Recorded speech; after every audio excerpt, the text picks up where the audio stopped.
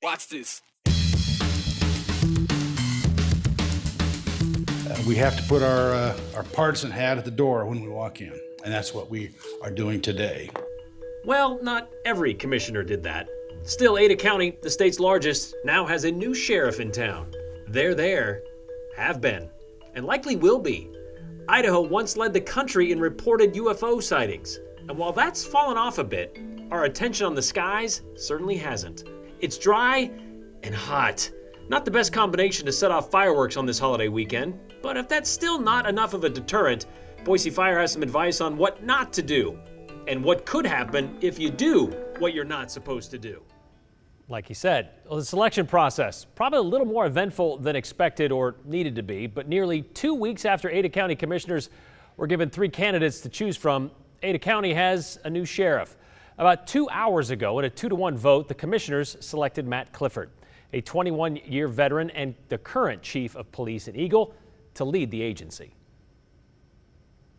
This decision for me, and I'm just talking about myself here, not the county commission, but for me, it's a decision of conscience. I'm making a decision of conscience without respect of party or anything else. The decision I make is what I think is going to be best for the citizens of Ada County. One of the things that I look at as a public elected official, public officer, is my duty is to listen and is to represent all of you. And if I went against a majority of what the folks wanted out there, I better have a darn good reason to do that.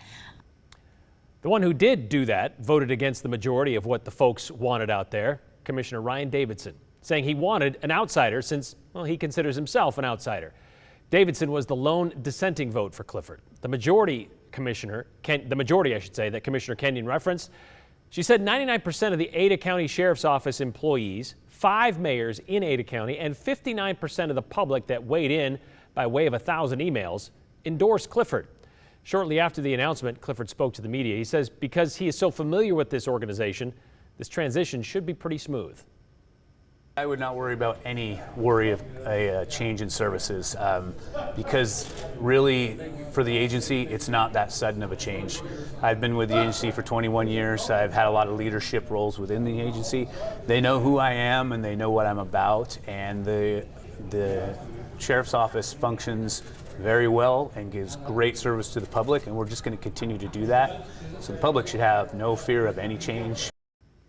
Clifford replaces the former sheriff who announced his sudden and immediate retirement at the end of May, saying he had to attend to personal items and scheduling in his life. Meanwhile, a day earlier at the Ada County Courthouse, he rigidly stood against the federal government in Oregon and Nevada, with some of his clan even pointing guns at federal agents, and he walked.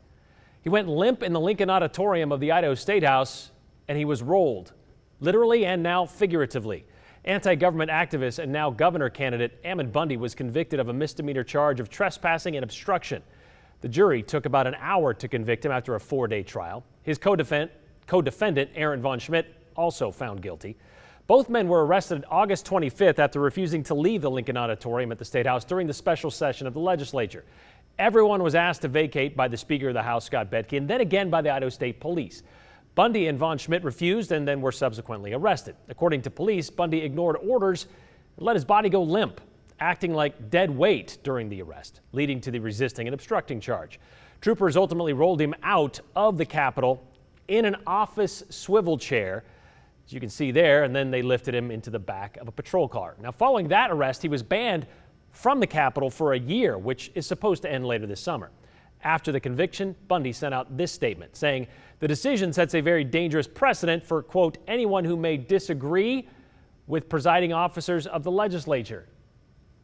He says he will not appeal the decision and will carry out his sentence. It's in the fine print there on the left. Bundy got credit for the 3 days he spent in jail, but he will serve 40 hours of community service.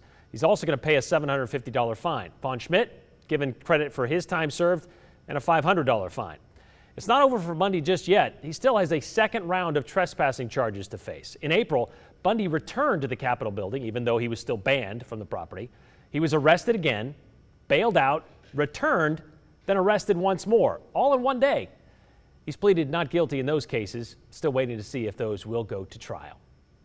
All right, I know we're a day late to this, but happy start to the Idaho fiscal year, the state of Idaho's fiscal year. New state budgets went into effect yesterday, and like what happened to a lot of us during the pandemic, they're a bit more swollen than before. We ended the last fiscal year with a record-breaking $800 million surplus. Yesterday also marked the official implementation of several new laws. And normally, this would be a bigger story because usually July 1st is the day when most laws would take effect after a session. But this year, a majority, and a lot of them controversial, of that legislation went into effect immediately after they were signed. An emergency clause, they call it. Like House Bill 377, which is the preventative measure bill that was supposed to stop allowing things like critical race theory from being taught in Idaho classrooms. Not sure of the need for an emergency since there still hasn't been any examples of that happening, but here we are. So what officially went into law yesterday? To be honest, there are not a lot of bills, I should say, or laws in terms of numbers, but a few controversial ones. One of the most controversial ones, Senate Bill 1211, which allows the state to hire private contractors to cut the wolf population by up to 90%. It also allows the use of night vision equipment to kill those wolves, as well as hunting from snowmobiles and ATVs. There are also a few laws regarding COVID, including House Bill 149, actually an extension of a bill passed during the special session in August, and it extends COVID liability protections to employers through next July. House Bill 175 says the state must provide for in-person learning when possible. And obviously this comes after most Idaho schools spent a majority of the year online or in a hybrid model as the virus spread. Finally, House Bill 298, which requires school officials to notify parents or guardians of their right to vaccine exemptions. As we mentioned, dozens of other bills have already taken effect, including legalizing, producing, processing, and transporting industrial hemp, which is already legal in every other state, as well as the ballot initiatives bill that now requires signatures from 6% of registered voters in all 35 legislative districts instead of, well, what was 18 districts. That is now law, but it is currently being challenged in Idaho's highest court.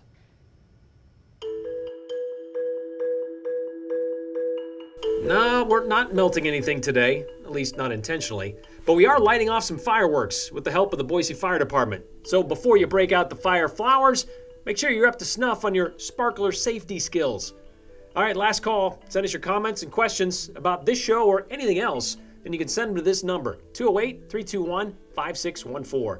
Try to keep them short and sweet, but include your name and the hashtag the 208.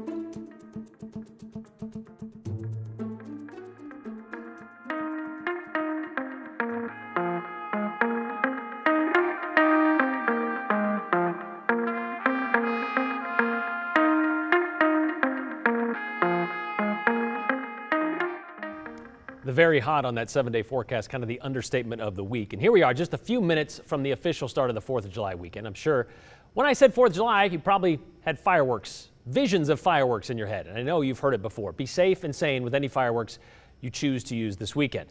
Probably also heard it's going to be hot, as you just saw. Been over 100 degrees almost every day this last week.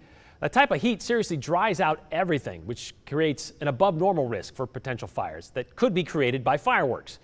Now, heading into this weekend, we wanted to check in with Boise Fire to get a real take on the dangers they are seeing, the common mistakes that lead to these potential fires, and the consequences people can face if they, for example, burn down their neighbor's home using fireworks or anything else.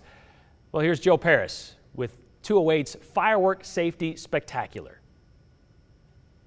Well, thank you for joining us here right before the 4th of July weekend for the 208 Firework Safety Spectacular. This is Boise Fire Assistant Chief Romeo Gervais. We're going to set off some fireworks here, and as we start working through that, we're going to talk about some safety. Before we light these fountains, which are legal, of course, they're safe and sane, what should we know about fireworks like these? Yeah, well, the first thing, Joe, I would say is take a look at our site around us today, right? We're located on pavement, away from combustibles. We've got adults here that are not intoxicated to light the fireworks. So that's really the first thing, is picking the site selection. And then obviously the second thing that you mentioned was the type of fireworks. So really looking at those safe and sane fireworks, making sure we have the legal ones. They still can cause fires, but they're safe for use, or safer for use here in the city limits. Awesome. All right, well, let's light some fireworks and let's talk about some safety. Of course, when you're doing the fireworks, make sure you're standing back and you're getting a good distance, and there you go. You see it's starting to fizzle like that, and we'll get out of the way. Now, as these start to fire off a little bit, you guys talk about how dry it is out here and how something like this could quickly start a fire, a forest fire, a house fire. When you say it's really that dry, are you exaggerating, or is this season unseasonably dry? Yeah, certainly, Joe, this year we're seeing higher potential than any other year we've seen in the last few. You can see that from all the predictions from wildfire. We've gone earlier with our national preparedness level to a level 4, which is the next highest level. It only goes to 5. So we have certainly seen that it's a worse year than we've seen in the past. The higher temps that we've seen, the fuel's drying out, things like that. When we talk about fireworks safety, I can imagine one of these going off, maybe hitting a neighbor's yard or maybe a neighbor's house. If you are to set something on fire, is it your responsibility? What could happen? Yeah, absolutely, Joe. So fireworks, there's a couple different fines that you can get, anywhere from $100 to $300, but that's not really the big thing. The big thing is that if you do catch your neighbor's house on fire, you can be held responsible not only for the damage that you caused, but also for the fire response, what it costs us to respond to that. And that can be thousands of dollars. And these fireworks we're watching, they are technically shooting some stuff off the ground, but these are not what we talk about, those aerial fireworks, which you can legally buy in places of Idaho, but that doesn't mean you can set off aerial fireworks. Correct. So these are fountains is what they're called. They're allowed to go about 20 feet high and about 15 feet wide or so. But what you're seeing is completely legal. But once again, this is still a fire risk. If you're too close to dry grass, if you're too close to bushes, things like that have kind of those dried leaves underneath, we certainly see it every year where that catches on fire. And I know people think of the Table Rock fire as an example of why you don't go into the foothills, as this kind of quieted off. But as we light some sparklers here, tell me about fireworks in the foothills. I mean, it looked like a pretty visual, but good idea, bad idea, illegal? Yeah, so here in the city limits of Boise, all fireworks within our foothills areas are prohibited. So even these safe and sane ones that we see, Joe, apparently you're better at this than I am. But anywhere we go in our foothills, so north of Warm Springs Avenue, in and around Camel's Back Park, north of Hill Road here in the city limits, all fireworks are prohibited. And then recently, Ada County also issued their ban in unincorporated areas of the county outside of fire protection districts. So they're also banned in those areas. And then every year, our federal partners on National Forest land and on BLM land also does their bans as well. So definitely not great areas to do it, whether it be our foothills or whether it be down south of town. And of course, as we wrap up our fireworks special here, these sparklers, they're not something you should probably just hand to kids and say, go crazy. These are dangerous. Absolutely. Sparklers burn it up to 1,200 degrees Fahrenheit. So super, super hot. So if you touch these right now, you certainly could be burned. So some of the key things to do after they go out like this is we've got our bucket of water over here. Let's go ahead and put them right in that bucket of water, let them cool off.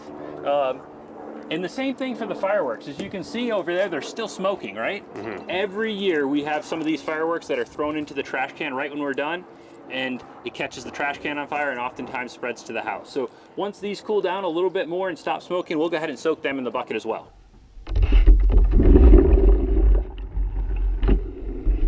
Awesome. Well, thank you so much Yeah. for the fireworks safety spectacular lesson. Of course, everyone enjoy the 4th of July weekend. Stay safe out there, and you can always remember, you can do this safely. Don't do anything crazy.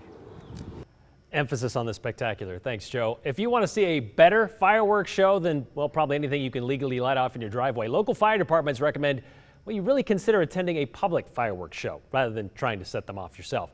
2 major shows that you can catch: Ann Morrison Park and Meridian Independence Day Celebration. You can find full details on those events at ktvb.com.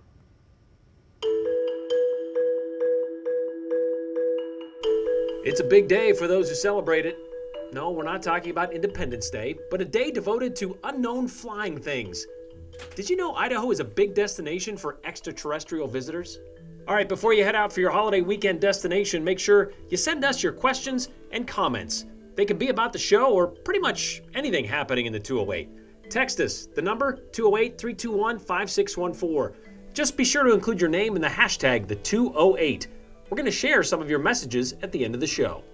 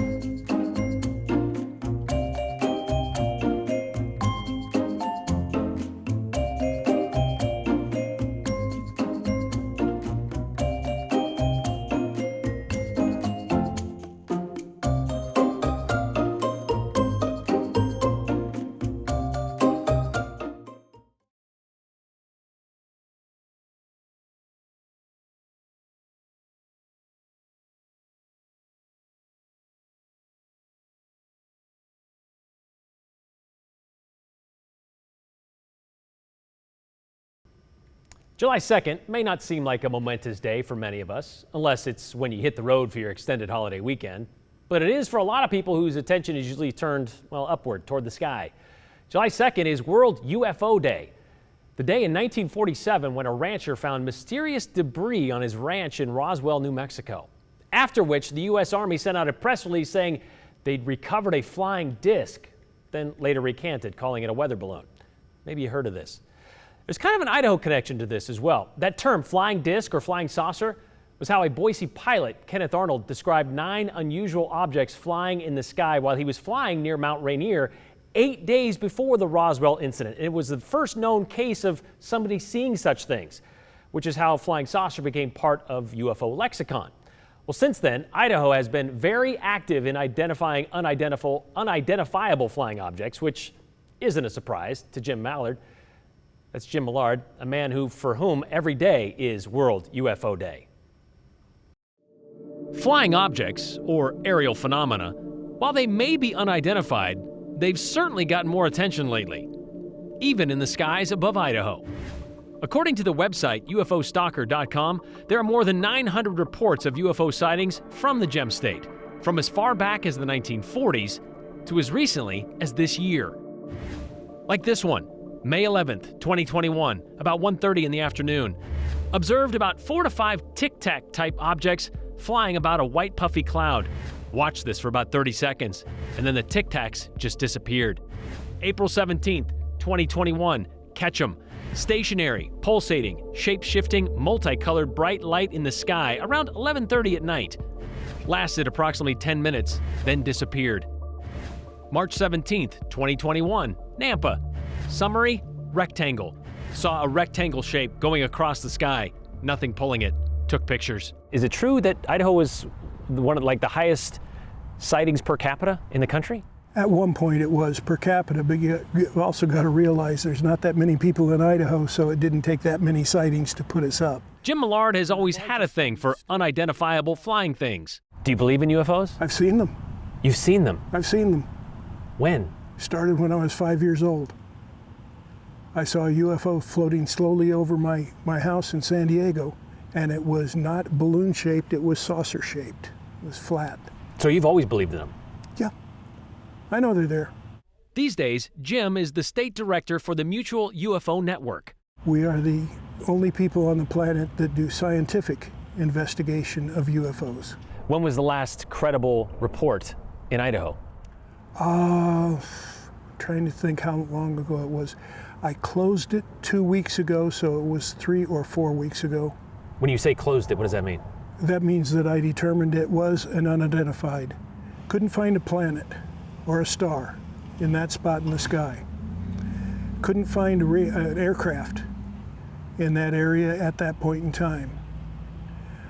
There's nothing else on the ground or anything else around that could possibly have caused that thing to appear. And it doesn't have the shape of an aircraft, the attributes of an aircraft. It's just unexplainable. Jim says that case is now being investigated further by actual scientists with PhDs.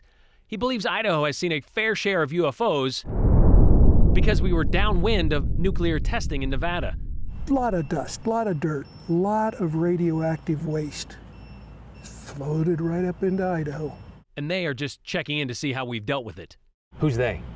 The ETs, or EBINs if you want to call them. Aliens. Aliens. People from other planets, not from Earth. So you think that their aliens knew that we were testing nuclear bombs in Nevada back in the 50s? Yes. And so now they want to check it out to see what's still happening? Right. Okay. They probably know more about the results of the nuclear tests than the U.S. government does. Okay. Speaking of the government, Jim hopes they can finally admit UFOs exist and aren't a threat. Didn't they already do that with this? No, not to my knowledge. This is a 9-page UAP preliminary assessment from the Office of the Director of National Intelligence released last week. And it basically says, we know there are things in the sky that we can't identify, and therefore they are unknown, and they exist. In this report, there were 144. Yes. But they can only identify one of them. Yes.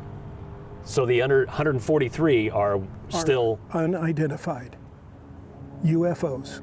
What does that tell you? That they're there, that they're real, that the government knows they're there. Jim and a lot of other Idahoans seem to know that too. I believe in UFOs. Would you like to see one again? Oh yeah, I'd like to get a ride. My last question then would be, where do you stand on Bigfoot? Mostly to the left of him because he's a righty. 2019 was the year Idaho had the most sightings of UFOs per capita, which came up to about nearly 100. However, our UFO observations fell off for 2020, mostly because we were mostly inside due to the pandemic. Couldn't keep our eye on the sky. It has really fallen off for the month of June, though, just 4 across the entire state of Idaho. But there was another one added to the database late today. Someone in Boise claimed a triangular shape followed them to the store early this morning.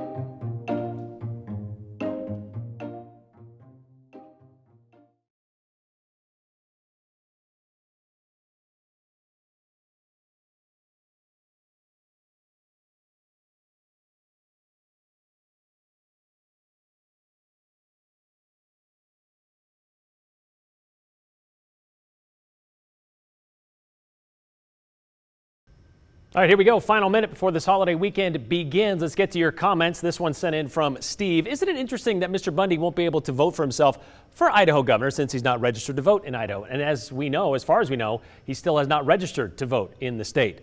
Why do you insist on continuing to give Bundy so much coverage? Stop showing him. Maybe he'd stop being such an idiot. Your coverage just accelerates the ignorance. Well, we think it's kind of important that a governor candidate has been convicted of trespassing on the property in which he hopes to someday work. So that's kind of why we had to, well, show Bundy one more time. Emmett Bundy getting 40 hours of governor campaigning doesn't sound like much punishment from Gaga. Yeah, maybe he might if he's picking up trash. Could be wearing a shirt and a hat and campaigning, I guess. I mean, but that's just kind of our speculation here at the station. Happy Idaho Statehood Day. Tomorrow, July 3rd, Idaho will be 131 years as part of the U.S. That's right. Benjamin Harrison, the president, when Idaho became a state. Celebrate tomorrow and then again on the 4th.